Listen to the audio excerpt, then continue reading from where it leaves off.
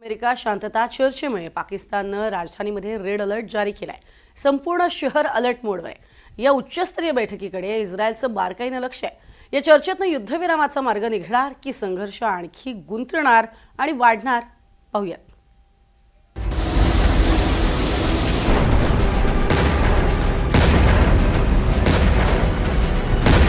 आखाताचं भविष्य पाकिस्तानात ठरणार. इस्लामाबादमध्ये इराण आणि अमेरिकेची शांतता चर्चा. इस्लामाबादेत बैठकीवर इस्रायलची नजर. इस्रायलच्या विरोधामुळे पाकिस्तान अलर्ट मोडवर. सामसूम रस्ते, बंद दुकानं, पोलिसांचा कडेकोट बंदोबस्त आणि पाकिस्तानी लढाऊ विमानांच्या हवाई हद्दीत घिरट्या. पाकिस्तानच्या राजधानीला एखाद्या किल्ल्याचं स्वरूप आलंय. इराण अमेरिकेच्या शांतता चर्चेमुळे इस्लामाबादेत रेड अलर्ट जारी करण्यात आलाय. कारण या शांतता चर्चेमुळे आखाती देशांमध्ये पुढे काय घडणार हे निश्चित होणार आहे आणि पाकिस्तानी सरकार ही चर्चा यशस्वी व्हावी म्हणून पुरेपूर काळजी घेताना दिसतंय. इराण अमेरिकेच्या चर्चेआधी पाकिस्ताननं जोरदार तयारी केली आहे. पाकिस्तानपासून पश्चिम आशियातील देशांपर्यंत पाकिस्तानची लढाऊ विमानं हवेत टेहळणी करतायत.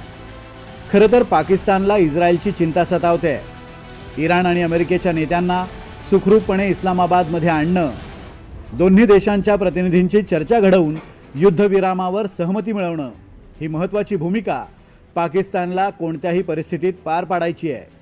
यामध्ये इस्रायलचा मोठा अडथळा निर्माण होऊ शकतो असं पाकिस्तानचं मत आहे. त्यामुळे पाकिस्तानच्या वायुसेनेनं आतापर्यंतचं सर्वात मोठं पीस टाईम ऑपरेशन सुरू केलं आहे.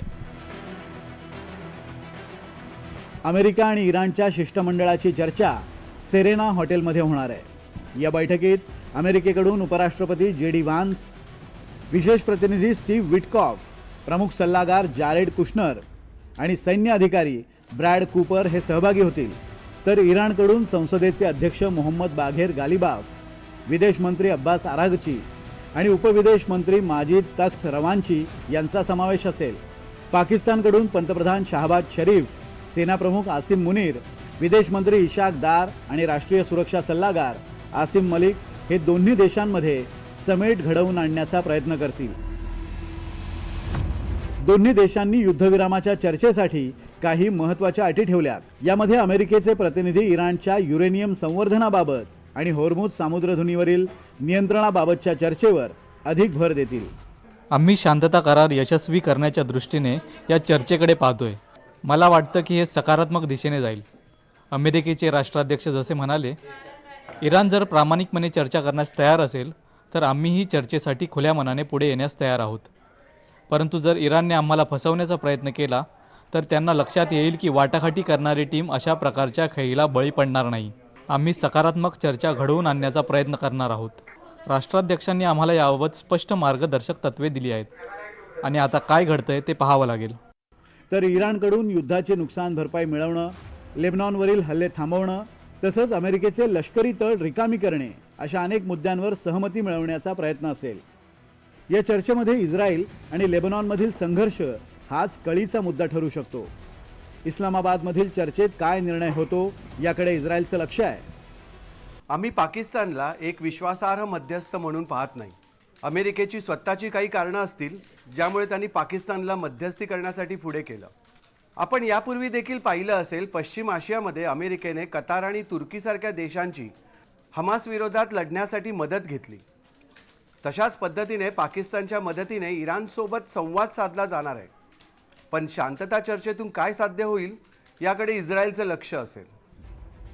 मुळात इस्रायल पाकिस्तानला विश्वासार्ह मध्यस्थ मानतच नाही आहे. त्यामुळे या चर्चेअंती अमेरिका आणि इराण काय निर्णय घेतात यावर आखाती देशांचं भवितव्य ठरेल. विशेष म्हणजे अमेरिकेनं लेबनॉनविषयीची अट मान्य केलीच तर इस्रायल अमेरिकेविरोधात जाणार का याकडेही सर्वांचं लक्ष असेल. चर्चेमध्ये पाकिस्तानचा रोल काय असणार आहे आणि आंतरराष्ट्रीय पातळीवर खऱ्या अर्थाने पाकिस्तान कुठली भूमिका बजावत आहे. भारत सरकारसह इतर राष्ट्रांनी पाकिस्तानच्या भूमिकेवर साशंकता निर्माण केलेली आहे.